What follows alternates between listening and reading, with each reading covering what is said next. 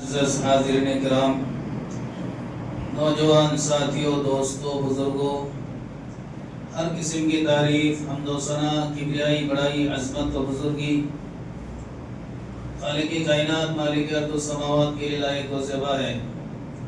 درود و سلام ہو آخری نبی جناب محمد رسول اللہ صلی اللہ علیہ وسلم پر، جنہوں نے 23 سالہ دور نبوت میں اسلام کو صحیح طور پر مکمل شکل میں صحابہ کرام تک پہنچانے کا کام کیا۔ اللہم صلی علیہ، اللہم بارک علیہ۔ معزز سامعین، پچھلے جمعے میں امر بالمعروف و نہی عن المنکر کے سلسلے میں چند باتیں میں نے پیش کی تھی کہ امر بالمعروف نہی عن المنکر دین کا ایک اہم فریضہ ہے اور اس کی پہچان و معرفت بہت ضروری ہے، اور عموماً اور خصوصاً علماء کرام کی ذمہ داریاں ہے کہ امر بالمعروف اور نہی عن المنکر کا کام انجام دیں۔ چند باتیں پیش کی گئی تھی، ان باتوں کا اعادہ نہیں ہوگا۔ آج کے جمعے میں بھی چند مزید اور باتیں اس موضوع کے تعلق سے پیش کرنے کی انشاءاللہ کوشش کروں گا۔ اللہ رب العالمین سے دعا ہے کہ اللہ تعالی ہمیں امر بالمعروف اور نہی عن المنکر کو قرآن و حدیث کی روشنی میں سمجھنے کی توفیق عطا فرمائے، آمین یا رب العالمین۔ منکر سے روکنا اور بھلائی کا حکم دینا، طریقہ کار کیا ہوگا؟ یقیناً ہم برائی سے روکیں گے اور بھلائی کا حکم دیں گے، لیکن طریقہ کیا ہوگا؟ اس سلسلے میں بھی اسلام نے تو رہنمائی کی ہوگی کہ ہمیں کسی کو دعوت دینی ہے، اسلام کی دعوت دینی ہے۔ کسی کے اندر ہم نے برائی دیکھی ہے، اس برائی کو کیسے ختم کرنا ہے، کیسے زائل کرنا ہے، بھلائی کا حکم ہمیں کیسے دینا ہے۔ اس سلسلے میں جانکاری حاصل کرنا، واقفیت رکھنا نہایت ہی ضروری ہے۔ اگر انسان کے پاس طریقہ کار نہ ہو، دعوت کا کام کریں تو کیسے کریں؟ اللہ کے رسول صلی اللہ علیہ وسلم نے کیسے دعوت دی؟ صحابہ کرام کے پاس کون سا منہج تھا دعوت دینے کا؟ اسلوب کیا تھا؟ یہ چیزیں اگر کسی داعی کے پاس نہیں ہیں، اس کی دعوت سے گمراہی پھیلے گی، روشنی نہیں پھیل سکتی۔ خطبہ مسنونہ کے بیچ بلا تمہید میں چند گفتگو پیش کرنے کی کوشش کروں گا۔ خطبہ مسنونہ کے بیچ میں نے قرآن کریم سے ایک آیت پڑھی ہے۔ اللہ رب العالمین نے اس میں دعوت ہمیں کیسی دینی ہے، برائی کے خلاف آواز کیسے اٹھانی ہے، بھلائی کی طرف لوگوں کو کیسے بلانا ہے، اللہ تعالیٰ نے 3 طریقے بیان کیے ہیں۔ آپ غور سے سماعت فرمائیے۔ اللہ رب العالمین نے کہا، اس سے کہا جناب محمد رسول اللہ صلی اللہ علیہ وسلم سے، ادعو الی ربک بالحکمت والموعظۃ الحسنۃ وجادلہم باللتی ہی احسن۔ اے محمد صلی اللہ علیہ وسلم، آپ بلائیے، آپ دعوت دیجیے اپنے رب کی جانب، یعنی رب کی پہچان بتلائیے۔ رب کون ہے، ربوبیت ہے کیا، توحید کیا ہے، اللہ کون ہے، ہمارا تمہارا رب کون ہے، آپ اس جانب بلائیے۔ بالحکمت، حکمت کے ساتھ. کیسے بلانا ہے؟ حکمت کے ساتھ ہمیں بلانا ہے، حکمت کے ساتھ ہمیں دعوت دینی ہے. یہ حکمت کیا چیز ہے؟ حکمت کے کئی معانی ہیں.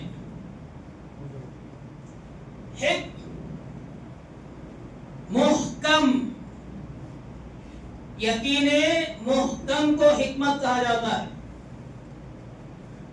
حکمت کا ایک معنی کتاب و سنت ہے، یعنی قرآن کریم کو اور احادیث رسول صلی اللہ علیہ وسلم کو اللہ تعالیٰ نے حکمت سے تعبیر کیا ہے.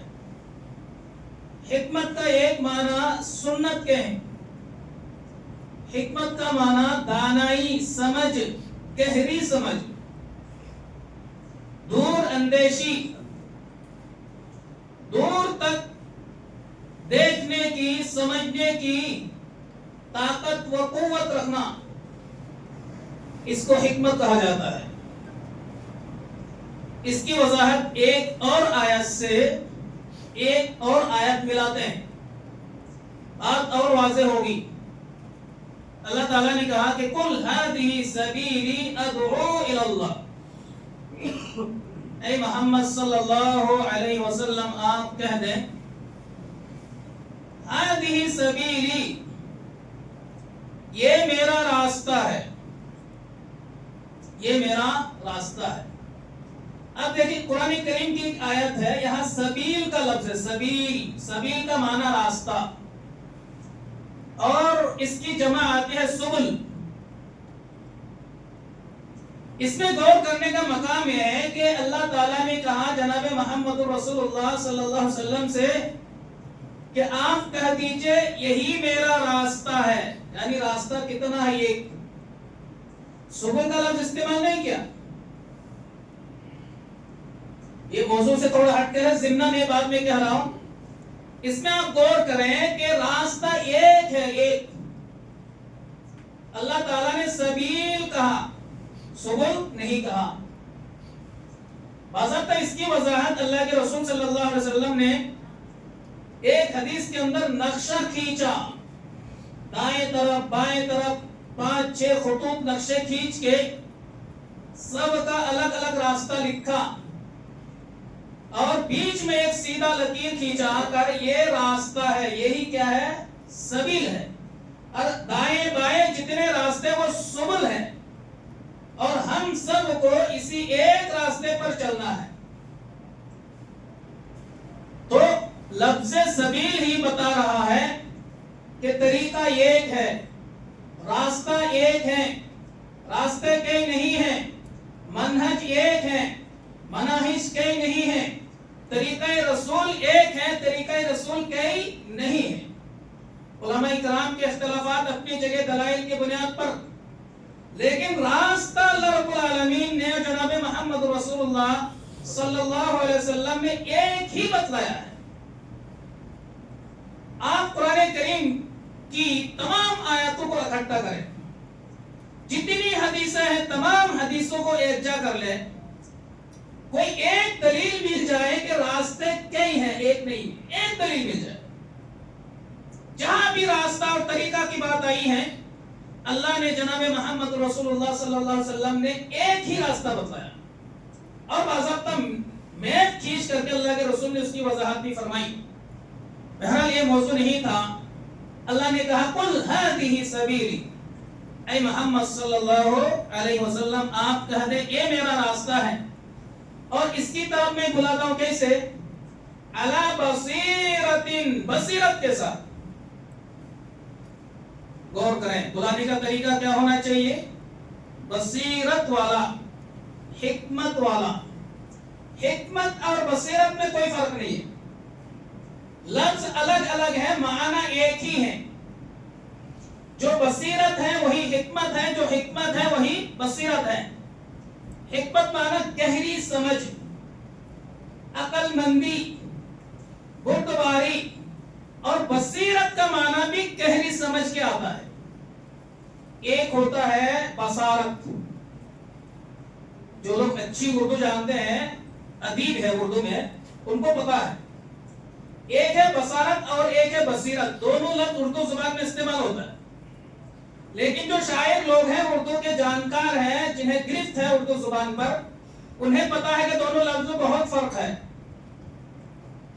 جو بصارت ہے وہ بصیرت نہیں، جو بصیرت ہے وہ بصارت نہیں. حالانکہ دونوں کا معنی دیکھنے کے آتا ہے، بصر ابصر سے. بصارت کا تعلق آنکھوں سے ہے، یعنی آنکھوں کی روشنی، آنکھوں سے دیکھنا، ظاہری روشنی. اور بصیرت کا تعلق قلبی روشنی، دل سے دیکھنا. دیکھنے کی دو صورت ہے. ایک صورت آنکھوں سے دیکھا جاتا ہے، آنکھوں سے آپ دیکھ رہے ہیں، اور ایک دل سے دیکھا جاتا ہے. جو انسان دل سے سوچتا ہے، دل سے دیکھتا ہے، اس کے اندر بڑی گہری سوچ سمجھ ہوتی ہے، دانشمندی ہوتی ہے، دور اندیشی ہوتی ہے. اللہ رب العالمین نے کیا کہا؟ اے محمد صلی اللہ علیہ وسلم آپ کہہ دیں میں جو ہے اسی راستے کی طرف بلاتا ہوں بصیرت کے ساتھ، یعنی بہت گہری سمجھ کے ساتھ، بہت ہی حکمت اور مصلحت کے ساتھ.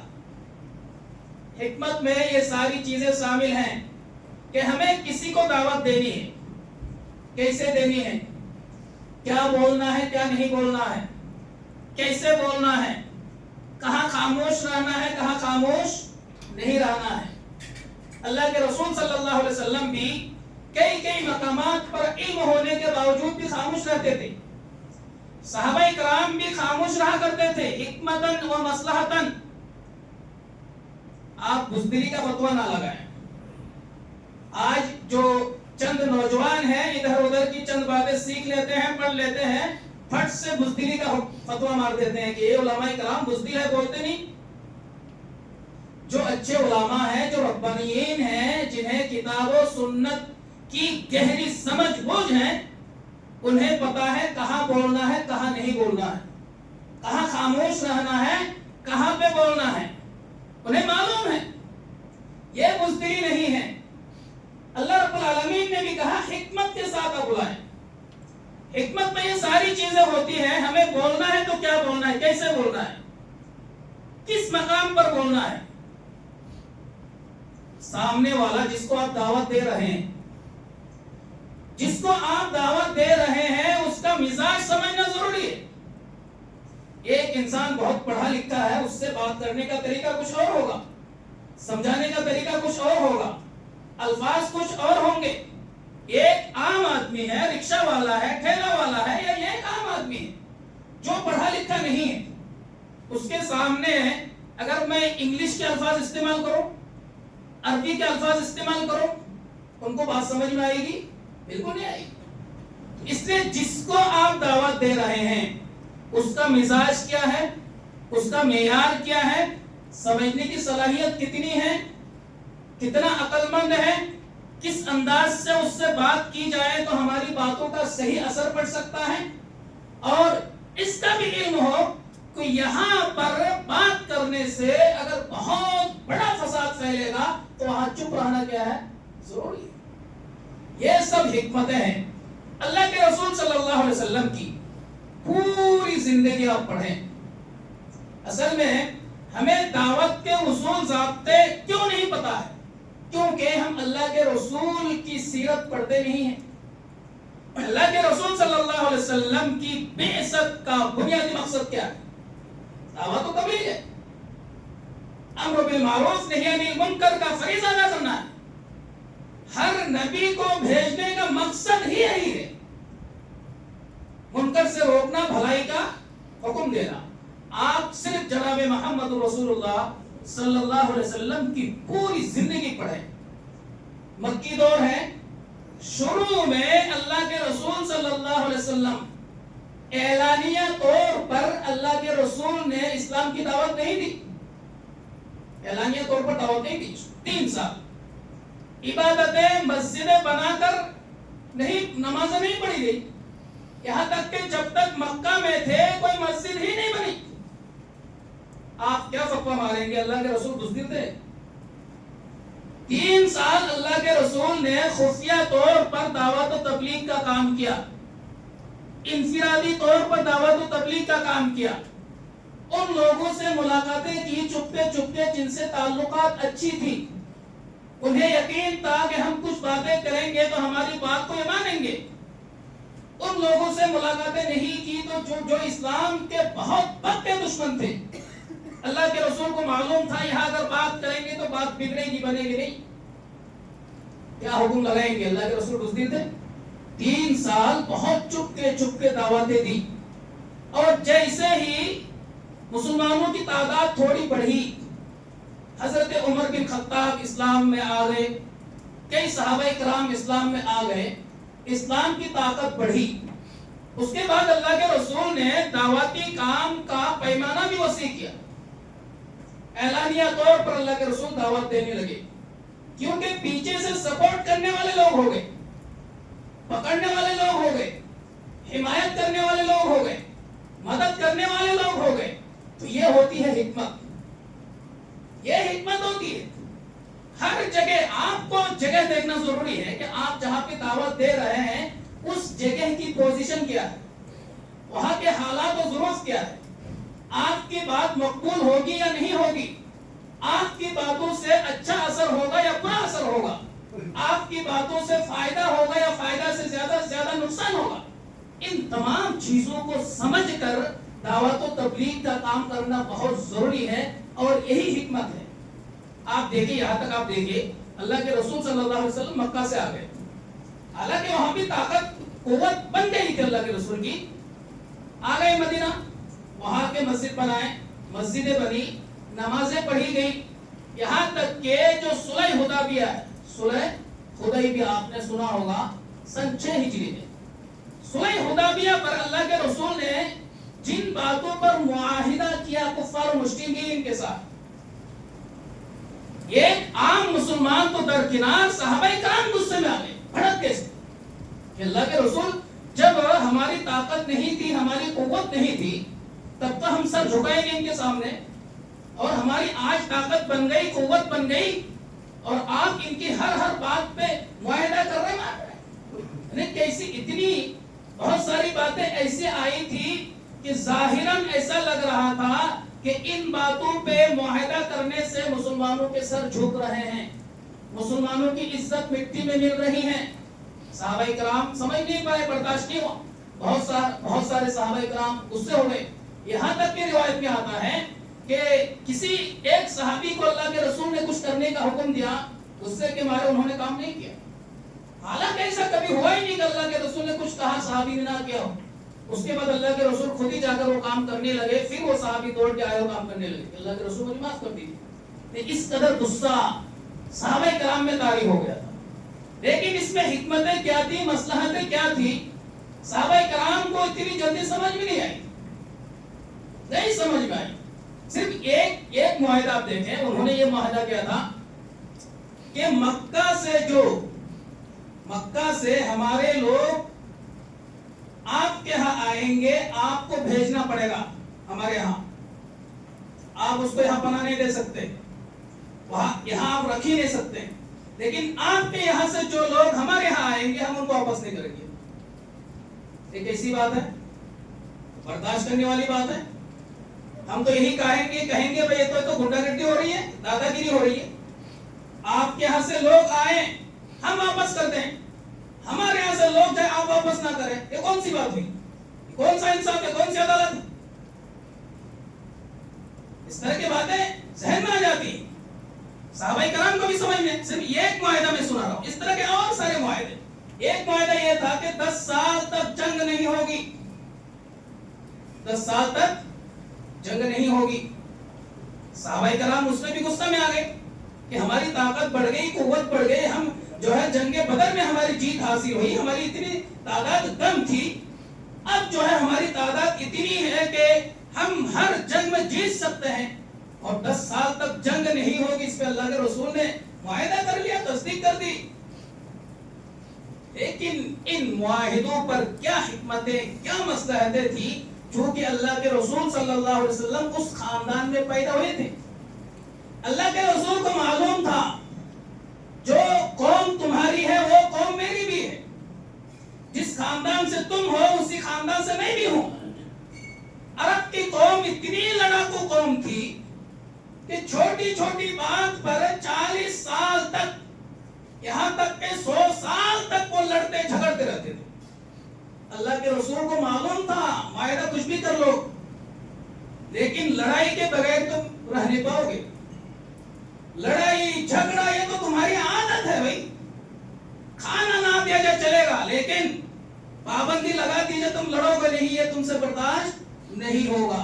اللہ کے رسول صلی اللہ علیہ وسلم کو اپنی نسل، اپنے خاندان، اپنی قوم کی عادتوں کے بارے میں علم تھا کہ اگرچہ معاہدہ کر رہے ہیں کہ 10 سالوں تک جنگ نہیں ہوگی، لیکن یہ صلح، یہ معاہدہ توڑنے والے یہی لوگ ہوں گے.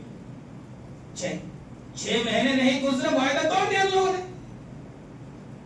جو قوم بچپن ہی سے لڑائی جھگڑے کے ماحول میں پلی، وہ 10 سال تک جنگ نہ کرے. بہت سارے لوگ کہتے ہیں اسلام میں جنگ ہی جنگ ہے. ارے اللہ کے رسول نے اس قوم کا جس انداز سے دفاع کیا وہ تو بہترین انداز تھا، لیکن وہ قوم ہی لڑاکو قوم تھی. آپ تاریخ اٹھا کے پڑھے عرب قوم کی کہ چھوٹی چھوٹی بات پر لڑتی تھی وہ. کسی کے ہاں اگر کسی جانور نے چارہ کھا لیا، دیکھیں ہمارے یہاں پہ اگر کوئی جانور آگے، بکری وکری آگے چارہ کھا لیتا ہے، تھوڑی 1-2 منٹ کے لیے لڑائی جھگڑے کی بات ہوتی ہے یا گالی گلوچ ہو جاتا ہے، عورتیں کر دیتی ہیں، لیکن اس کے لیے قتال، لڑائی، جنگ 40 سال تک. ایسے بھی واقعات ہیں کسی کے جانور نے کسی کے آجا کے چارہ کھا لیا، 100 سال تک لڑتے رہے. کیوں کھایا چارہ؟ غلطی ہو گئی، ہاں غلطی ہو گئی، لیکن ہوئی کیوں؟ ایسی جاہل قوم تھی. تو اس قوم میں اللہ کے رسول صلی اللہ علیہ وسلم کو مبعوث فرمایا تھا. تو اسلام میں جو جنگیں ہیں نا، وہ جنگیں دفاعی جنگ ہیں اور بہت اخلاق کے ساتھ دفاع کیا گیا ہے. اس قوم کی جو عادتیں تھیں، اس قوم کی عادتوں کو اللہ کے رسول نے نہیں اپنایا. تو حکمت بہت ضروری ہے. ہمیں چاہیے کہ اگر ہم دعوت کا کام کرنا چاہیں، کسی کو بھلائی کی طرف یا برائی سے روکنا چاہیں، تو اللہ کے رسول صلی اللہ علیہ وسلم کی زندگی کا مطالعہ کریں. اللہ کے رسول نے کیسے دعوت دی اس کا مطالعہ کریں. صحابہ کرام نے کیسے دعوتیں دی اس کا مطالعہ کریں.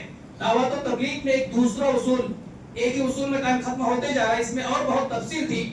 دوسرا اصول کیا؟ ایک تو حکمت کے ساتھ، حکمت بہت ضروری ہے. دانائی، بصیرت، گہری سمجھ، سوچ بوجھ، حالات و ظروف سے واقفیت، جگہ کی کیفیت، لوگوں کا معیار سمجھ، ان تمام چیزوں کو سمجھ کر دعوت دینا کیا ہے؟ بہت ضروری ہے. دوسرا کیا ہے؟ بالحکمت والموعظۃ الحسنہ، اور اچھی نصیحت کے ذریعے سے آپ لوگوں کو بھلائی کا حکم دیں، برائی سے روکیں. اچھی نصیحت کیا ہے؟ 2 مثالیں میں آپ کو دیتا ہوں. حضرت انس بن مالک رضی اللہ تعالی عنہ بیان کرتے ہیں کہ ہم لوگ مسجد میں بیٹھے ہوئے تھے، اللہ کے رسول بھی تھے، ہم لوگ بیٹھے ہوئے تھے. اسی دوران جو ہے ایک دیہاتی آیا. یہاں بھی حکمت آپ دیکھیے گا. اسی دوران ایک دیہاتی آیا، بہت مشہور حدیث آپ نے سنا ہوگا. آ کر اس نے پیشاب کر دیا. ارے مسجد جو ہے عبادت کی جگہ ہے. جو آدمی مسجد میں زندگی بھر کبھی جھانکتا بھی نہیں، وہ بھی غصے میں آ جائے گا. مسجد میں پیشاب کر رہا ہے، وہ بھی غصے میں آ جائے گا. صحابہ کرام خفا ہو گئے کہ مسجد میں پیشاب کر رہا ہے. اللہ کے رسول صلی اللہ علیہ وسلم نے منع کیا تو اس کو پیشاب کرنے دو. صحابہ کرام کو روکا. جب اس نے پیشاب پورا کر دیا، اس کو اللہ کے رسول صلی اللہ علیہ وسلم نے بلایا کہ دیکھو یہ مسجد ہے. مسجد جو ہے ناپاکی پھیلانے کے لیے نہیں بنائی جاتی، گندگی پھیلانے کے لیے نہیں بنائی جاتی. مسجد عبادت کے لیے ہے، قرآن کی تلاوت کے لیے ہے، اللہ کے اذکار و تذکیر اور تسبیح پاک کرنے کے لیے مسجد ہے. مسجد میں پیشاب نہیں کرنا چاہیے. اس کے بعد اللہ کے رسول نے ایک بالٹی پانی منگوا کر کے اس پیشاب کے اوپر اللہ کے رسول نے پانی کو بہا دیا. اب اس سے کیا سمجھنا چاہیے ہمیں؟ دیکھیں اسلوب دیکھیے دعوت و تبلیغ کا، نصیحت کرنے کا. بہترین نصیحت ہوتی کیا؟ جو بات صحابہ کرام کو سمجھ میں نہیں آ رہی تھی، اور ہم تو بہت جلالت اور غصے میں آ جاتے ہیں. کبھی کبھار کسی کا موبائل اگر بج گیا، اب مجھے لگتا نہیں ہے کہ کوئی بھی مسلمان جان بوجھ کر کے موبائل جو ہے نماز میں بجاتا ہوگا. بھول گیا ہے یا غفلت میں ہے یا کسی اور وجہ سے بند نہیں کر پایا، اب نماز سے سلام پھیرنے کے بعد دیکھیں اس کی حالت کیا ہو جاتی، چاروں طرف سے بولنے لگتے ہیں، موبائل بند نہیں کرتے ہو، یہ نہیں کرتے، وہ نہیں کرتے، نماز خراب کر دیتے ہو، کیا کرتے ہو، ٹوٹ پڑتے ہیں اس پر۔ ارے اللہ کے بندے، اللہ کے رسول کا جو طریقہ ہے سمجھانے کا، دعوت و تبلیغ کا، برائی کو دور کرنے کا، وہ تو آپ اختیار کرو۔ یہاں موبائل بجنے پر سب ٹوٹ پڑتے ہو، اللہ کے رسول کے سامنے دیہاتی آدمی نے پیشاب کر دیا، اللہ کے رسول نے معاف کر دیا، اس کو ڈانٹا نہیں، پھٹکارا نہیں، کچھ بھی نہیں۔ اللہ کے رسول کو علم تھا کہ یہ دیہاتی ہے، ان پڑھ ہے، جاہل ہے، اس کو پتا نہیں کہ مسجد کے تقدسات کیا ہے، مسجد کی حرمتیں کیا ہے۔ اگر اس کو پتا ہوتا کہ مسجد کیا ہے، مسجد کی اہمیت کیا ہے، اس جگہ اس مقام کی اہمیت کیا ہے اور مسجد کا وقار کیا ہے، اگر اس کو پتا ہوتا تو یقیناً یہ کام نہیں کرتا۔ تو بہت سارے لوگ جہالت کی بنیاد پر کام کر جاتے ہیں، تو ہمیں ان پر برسنا نہیں چاہیے، بلکہ بہترین انداز سے وہی اسلوب اختیار کر کے جو اللہ کے رسول صلی اللہ علیہ وسلم نے اختیار کیا، اس برائی کو دفع کرنا چاہیے۔ اس میں اور بہت ساری باتیں اس سے ثابت ہو سکتی ہے۔ اسی طرح ایک روایت اور معاویہ بن حکم، نام آپ نے سنا ہوگا، دیکھیں اللہ کے رسول کا طریقہ کیا ہے سمجھانے کا۔ معاویہ بن حکم بیان فرماتے ہیں کہ ایک بار نماز میں کسی کو چھینک آئی تو میں نے یرحمک اللہ کہہ دیا، تو صحابہ کرام گھورنے لگے، تو میں نے کہا میری ماں مجھ کو کم پائے، یعنی یہ الفاظ لفظ ہے، یعنی مطلب یہ ہے کہ تم گھور کیوں رہے ہو مجھے۔ اگر میں نے یرحمک اللہ کہہ دیا نماز میں تو اس میں کون سی تعجب کی بات ہے؟ اصل میں شروع میں نماز میں بات چیت کرنا منع نہیں تھا، بعد میں اللہ کے رسول نے کیا کرتے ہیں، منع کر دیا، اس صحابی کو پتہ نہیں تھا۔ پھر صحابہ کرام جو ہے ران پر مارنے لگے، اس کا مطلب یہ ہے کہ خاموش ہو جاؤ، خاموش ہو جاؤ۔ تو معاویہ بن حکم سمجھ گئے کہ اب یہاں بولنا نہیں ہے، چپ رہنا ہے۔ وہ خود ہی بیان کرتے ہیں کہ اصل میں گھبرائے ہوئی تھی کہ نماز کے بعد پتہ نہیں میری کیا حالت ہوگی، میری پٹائی نہ ہو جائے، یہ نہ ہو جائے، وہ نہ ہو جائے، ٹوٹ نہ پڑے سب میرے اوپر۔ تو معاویہ بن حکم فرماتے ہیں کہ جب میں نماز سے فارغ ہوا، اللہ کے رسول صلی اللہ علیہ وسلم نے مجھے بلایا، تو دیکھو یہ مسجد ہے، یہ نماز کی حالت میں بات چیت کرنا کیا ہے، منع ہے، نماز میں بات نہیں کرنی چاہیے، تم کو یہ نہیں بولنا چاہیے۔ نماز اللہ کے ذکر ہے، اس میں قیام ہے، رکوع ہے، سجود ہے، قرآن کی تلاوت ہے، بہرحال پورا طریقہ بتایا کہ اس میں بات چیت کرنا کیا ہے، منع ہے۔ معاویہ بن حکم فرماتے ہیں کہ میں نے آپ سے پہلے بھی ایسا معلم نہیں دیکھا، آپ سے پہلے بھی ایسا معلم نہیں دیکھا، اور آپ کے بعد بھی ایسا معلم نہیں دیکھا۔ اللہ کے رسول نے نہ تو مجھے پھٹکار لگائی، نہ ہی مجھے ڈانٹا، نہ ہی برا بھلا کہا، بلکہ اللہ کے رسول نے بہت ہی بہترین انداز میں مجھے سمجھا دیا۔ دیکھیں بھڑکنے سے کیا ہوتا ہے، وہ آپ کی بات اثر نہیں کرتی، آپ کی بات اثر نہیں کرتی۔ تو سب سے پہلے ہمیں وہ اسلوب اختیار کرنا ہے جو اسلوب اللہ کے رسول صلی اللہ علیہ وسلم کا تھا، اس انداز سے آپ دعوت و تبلیغ کا کام کر کے دیکھیں، بہت اثر پڑے گا۔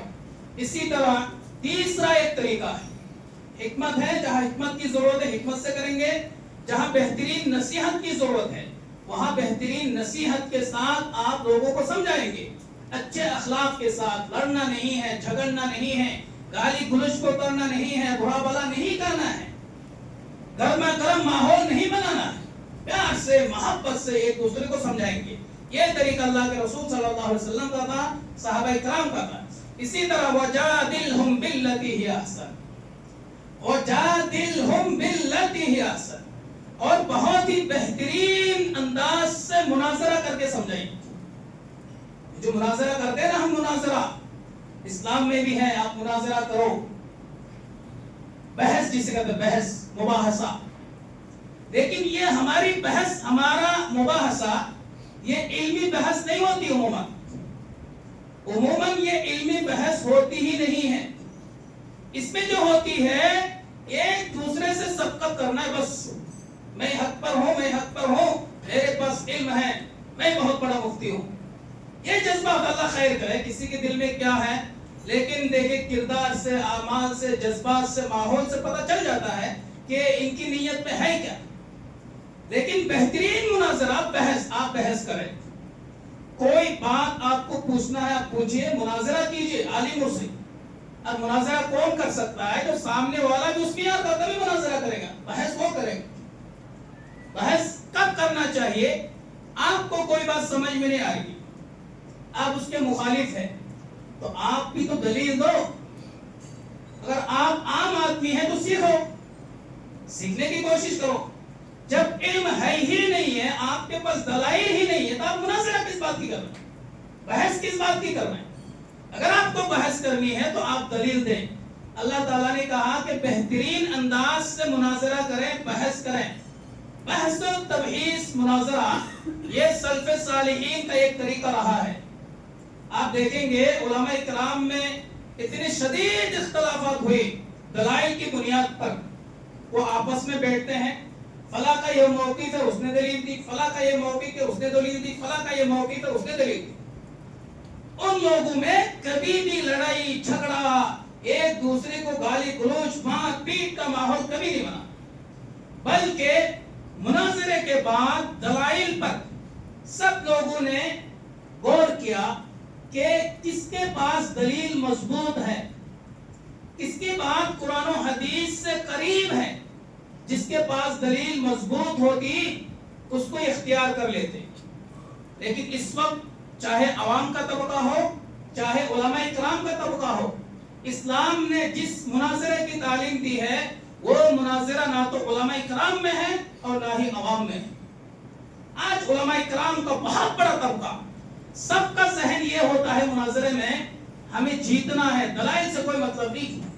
ایک دوسرے کو زیر کر کے، ذلیل کر کے، چلا کے، چیخ کے، لاٹھی ڈنڈا برسا کے، گولیاں چلا کر کے، گنڈا گردی کر کے ہمیں جیتنا ہے.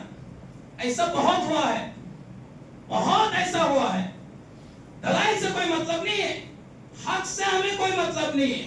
کسی بھی صورت میں ہمیں جیت حاصل کرنی ہے اور پوری دنیا کے سامنے یہ پیش کرنا ہے ہم تو بہت بڑے عالم ہیں، ہم مناظر ہیں، ہم بہت جانکار ہیں. یہ جذبات ہوتے ہیں، علماء اکرام میں بھی یہ جذبات ہوتے ہیں. آپ مناظرات خود دیکھ لیں، یوٹیوب وغیرہ میں بہت سارے مناظرے پڑے ہوئے ہیں، دلیل کا کچھ اتا پتا نہیں. ذہن یہ ہوتا ہی نہیں ہے کہ اگرچہ یہ میرا مخالف ہے، یہ میرا مخالف ہے، لیکن وہ دلیل جو پیش کر رہا ہے دلیل بالکل ٹھوس ہے، ہم اس کی بات کو مان لیں. یہ ذہن ہوتا ہی نہیں. تو یہ سب جہالت ہے، یہ سب مناظرہ نہیں ہے، یہ بحث نہیں ہے، یہ جہالت ہے. اسلام نے جس بحث مناظرے کی تعلیم دی ہے وہ دلائل کی بنیاد پر. آپ کے پاس کوئی دلیل ہے، میرے پاس کوئی دلیل ہے، آپ کا جو موقف ہے میرے خلاف ہے، میرا موقف آپ کے خلاف ہے، ٹھیک ہے بحث کر سکتے ہیں. آپ اپنی دلیلیں دیجئے، میں اپنی دلیل دیتا ہوں. دونوں کے درمیان جو دلائل آئیں گی سامنے، سب کا موازنہ کرنے کے بعد جس کی دلیل مضبوط ہوگی اس پہ آپ بھی عمل کریں گے، میں بھی عمل کروں گا. یہ ہے صحابہ کرام کا منہج اور یہ ہے سلف صالحین کا منہج. تو یہ تیسرا طریقہ ہے دعوت و تبلیغ کا. ایک طریقہ حکمت کا تھا، دوسرا طریقہ بہترین نصیحت کا تھا، تیسرا طریقہ جو ہے مناظرہ بحث کر کے اس دلائل کی بنیاد پر حق کو واضح کر کے اسلام کی تعلیم ہمیں دوسروں تک پہنچانا ہے. تو یہ تین طریقے ہیں. تینوں طریقوں کو اختیار کرنے کی سخت ضرورت ہے، سخت ضرورت ہے. اور سب سے پہلے اصول اگر آپ پڑھیں گے ایک عربی میں کتاب اصول الدعوہ السلفیہ، سلفی دعوت کا اصول کیا ہے؟ سب سے پہلے نمبر 1 پر جو انہوں نے ذکر کیا ہے العلم. علم اصول ہے. سب سے پہلے علم کا ہونا ضروری ہے. لیکن آج جو ماحول ہے، آج علم سے زیادہ شوق بہت پیدا ہوتا دعوت و تبلیغ کرنے کا. ان کو یہ نصیحت، ان کو توفیق نہیں ہوتی ہے کہ ہم جس چیز کی تبلیغ کرنے جا رہے ہیں اس چیز میں ہمارا علم کیا ہو، پختہ ہو. ہم بہت زیادہ اس میں علم حاصل کریں، حاصل کرنے کے بعد ہم کیا کریں، تبلیغ کریں. یہ میں کسی کی توہین نہیں کر رہا ہوں، بلکہ یہ عام رجحانات بنتے جا رہے ہیں، عام رجحانات۔ اس سے ہوتا کیا ہے، جو حقیقی علم ہوتا ہے ان کے پاس تو علم ہے ہی نہیں، اور ناقص اور ادھورا علم کی بنیاد پر اس نے جو فتویٰ دیا، اس نے جو دعوت و تبلیغ کا کام کیا، تو وہ آدمی بھی عمل کرے گا جس کو اس نے بلایا، پھر وہ آدمی تیسرے کو دعوت دے گا، تیسرا چوتھے کو دعوت دے گا، اس طرح جو ہے ایک نسل تک یہ دعوت پہنچے گی۔ بعد میں پتا چلا تو گمراہی کی دعوت، مسئلہ تو کچھ حقیقت کچھ اور ہے، انہوں نے حقیقت کچھ اور بتایا۔ اگر سب سے پہلے اس نے مسئلہ کی تحقیق کر لیا ہوتا، اگر صحیح علم حاصل کر لیا ہوتا، صحیح علم آنے کے بعد اگر اس نے دعوت دی ہوتی، تو یہی دعوت کیا ہے، یہ ایک نسل تک ان کے لیے اجر و ثواب کا باعث بنتا۔ تو علم حاصل کرنا بہت ضروری ہے، بلا علم کے آپ تبلیغ نہیں کر سکتے، اور جس کے پاس حکمت نہیں ہے، دانائی نہیں ہے، بصیرت نہیں ہے، حالات سے واقف کار نہیں ہے، حالات و ظروف کو جانتے نہیں ہیں، لوگوں کے مزاج و معیار کو پرکھنے کی صلاحیت نہیں ہے، ایسے آدمی سے میں گزارش کرتا ہوں دعوت و تبلیغ کا کام نہ کریں۔ ایسے آدمی سے کوئی فائدہ ہونے والا نہیں ہے۔ آپ تاریخ پلٹائیں، داعیوں کی، جن لوگوں نے دعوت کے کام کیے، پوری تاریخ آپ پڑھیں، پوری تاریخ ایسے لوگوں ہی سے گمراہیاں پھیلی ہیں، جن کے پاس نہ تو علم تھا، نہ تو حکمت تھی، نہ ہی بصیرت تھی، نہ ہی دعوت دینے کا طریقہ تھا، دعوتیں دی، گمراہیاں پھیلی۔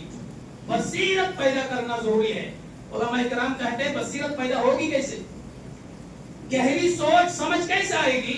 علماء فرماتے ہیں بصیرت علم کے ذریعے سے پیدا ہوتی ہے۔ آپ جتنا علم حاصل کریں گے، جتنا پڑھیں گے، جتنی کتابوں کو آپ نکھاریں گے، پڑھیں گے، جتنا مطالعہ آپ کا وسیع ہوگا، اتنی زیادہ آپ کے اندر بصیرت پیدا ہوگی، گہرائی پیدا ہوگی، سوچ سمجھ بہت مضبوط ہوگی، یقین بہت محکم ہوگی، علم آپ کے پاس بہت پختہ ہوگا، پھر اس علم سے آپ کی ذات کو بھی فائدہ ہوگا، دوسروں کو بھی فائدہ ہوگا، پوری نسل تک وہ علم فائدہ پہنچائے۔ تو بصیرت اور حکمت پیدا کرنے کے لیے سب سے پہلے ضروری ہے کہ ہم علم حاصل کریں، اچھے علماء کرام سے علم سیکھیں، جہاں بھی ہمیں شک شبہات ہو فوراً آپ نوٹ کر لیں۔ نوٹ کرنے کے بعد آج بھی دنیا میں بہت اچھے علماء کرام موجود ہیں، یہ اللہ رب العالمین کا نظام ہے، جہاں پہ بدعت جنم لیتی ہے وہاں پر سنت کو زندہ کرنے والا بھی اللہ تعالیٰ پیدا کر دیتا ہے، جہاں پر لوگوں نے حدیثیں گڑھی وہیں پر اللہ رب العالمین نے ایسے ایسے محدثین کو پیدا کیا کہ صحیح حدیثوں کو الگ کیا، ضعیف حدیثوں کو الگ کیا۔ جہاں ایک طبقہ نے بدعت و خرافات مچایا سماج میں، وہی ایک طبقہ علماء کرام کا اللہ رب العالمین نے ایسا پیدا کر دیا تو سنت کا الگ کر کے رکھ دیا اور بدعت و خرافات کو چھانٹ کر کے رکھ دیا۔ علماء ہیں، ہندوستان میں بھی ہیں، آپ رابطے میں رہیں، ان سے محبتیں کریں، ان کا احترام کریں، جو بھی مسئلہ ہو ان سے پوچھیں، وہاں آپ مطمئنی 10 بار آپ سوال کریں۔ جو اچھا عالم ہوگا، جو کتاب و سنت کا عالم ہوگا، وہ سوال کرنے پر بھڑکے گا نہیں، لیکن نیت یہ ہوگا آپ سیکھنے کی کوشش کریں، کوئی اور جذبہ نہ ہو۔ یہ نہیں ہے کہ آپ کی فکر اتنی محدود فکر ہے، آپ کا مطالعہ اتنا کم مطالعہ ہے، آپ کا علم اتنا ناقص ہے، ایک عالم دین کو آپ فکر اس کے اندر داخل کرنے کی کوشش کریں۔ بہت سارے ایسے ہوتے ہیں سیکھنے کے لیے نہیں جاتے، سیکھنے کے لیے سوال ہی نہیں پوچھتے، بلکہ اپنی جو فکر ہوتی ہے نا وہ فکر اس کے اندر داخل کرنا چاہتا ہے۔ یہ علماء کرام سمجھتے ہیں، وہ بیوقوف نہیں ہے، جن کے پاس گہرا علم ہے، وسعت مطالعہ ہے، وہ بولتے کم ہے لیکن سمجھتے ہیں کہ یہ جو سائل ہے ان کا مقصد کیا ہے، ان کے کردار، ان کے اعمال، ان کی حرکتیں، سوال کرنے کا انداز، یہ ساری چیزیں بتلا دیتی ہیں کہ یہ آدمی سیکھنا چاہتا ہے یا اپنی فکر چھوڑنا چاہتا ہے، یہ آدمی کتاب و سنت سے جڑنا چاہتا ہے یا اپنی گندی عقائد، افکار و نظریات کو پھیلانا چاہتا ہے، یہ آدمی جو ہے یہاں طالب علم بن کر آیا ہے یا حاکم یا جج بن کر آیا ہے۔ تو یہ سب نہیں ہونا چاہیے، ہماری نیت میں اخلاص ہونا چاہیے، ہم اخلاص کے ساتھ قرآن و حدیث کو سیکھیں، اچھے علماء کرام کو سیکھیں، ایک بار سمجھ میں نہیں آیا 2 بار پھر سوال کریں، تیسری بار پھر سوال کریں، چوتھی بار پھر سوال کریں، پھر بھی آپ اس عالم دین سے مطمئن نہیں ہو پا رہے، کسی اور عالم سے پوچھیے، آپ تسلی بخش جواب لینے کی کوشش کریں. جب محنتیں کریں گے، کوششیں کریں گے، تحقیقات کریں گے تو انشاءاللہ حق واضح ہوگا. اللہ رب العالمین سے دعا ہے، ٹائم ختم ہو گیا ہے، کہ اللہ رب العالمین ہمیں حکمت و موعظت اور اچھے مناظرے کے ساتھ دعوت و تبلیغ کا کام کرنے کی توفیق عطا فرمائے. آمین یا رب العالمین.